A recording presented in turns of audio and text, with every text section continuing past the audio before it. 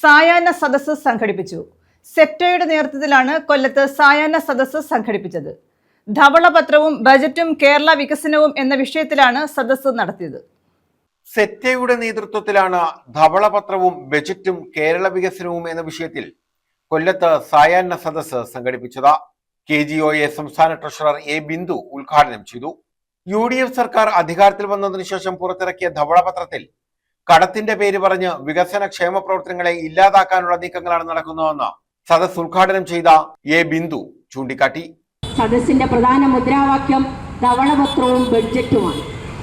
കേരളത്തിന്റെ വികസനത്തിൽ ഞാൻ നേരത്തെ സൂചിപ്പിച്ചതുപോലെ ഏറ്റവും ഉയർന്ന നിലവാരത്തിലേക്ക് കേരളത്തിലെ ജനങ്ങളുടെ ജീവിത നിലവാരം മാറ്റിയിട്ടുള്ള എല്ലാവർക്കും പാർപ്പിടം എന്നുള്ള സ്വപ്നം സാക്ഷാത്കരിക്കുന്നതിന് വേണ്ടി 6 ലക്ഷത്തിലധികം വീടുകൾ ലഭ്യമാക്കിയിട്ടുള്ള കഴിഞ്ഞ 10 വർഷക്കാലം ലഭ്യമാക്കിയിട്ടുള്ള ഒരു സംസ്ഥാനം.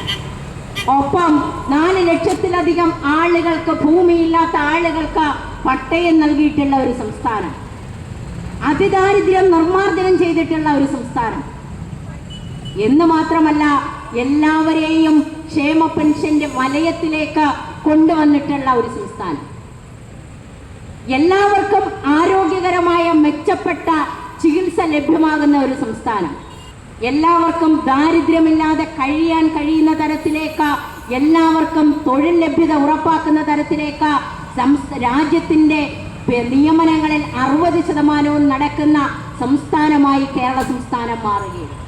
NGO യൂണിയൻ ജില്ലാ vice president MS Biju, SETO ജില്ലാ സെക്രട്ടറി B. സുജിത്ത, KGOA ജില്ലാ secretary AR Rajesh, NGO union ജില്ലാ joint secretary S. Deepa, KGOA joint സെക്രട്ടറിമാരായ ഫിലിപ്പ് വർഗീസ്, A. പ്രദീപ, യൂണിയൻ ജില്ലാ സെക്രട്ടേറിയറ്റ് അംഗം സജി ലിയോൺ എന്നിവർ പങ്കെടുത്തു.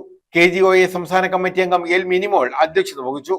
C. രാജേഷ് സ്വാഗതവും G. സജികുമാർ നന്ദിയും പറഞ്ഞു. ന്യൂസ് ബ്യൂറോ, കൊല്ലം.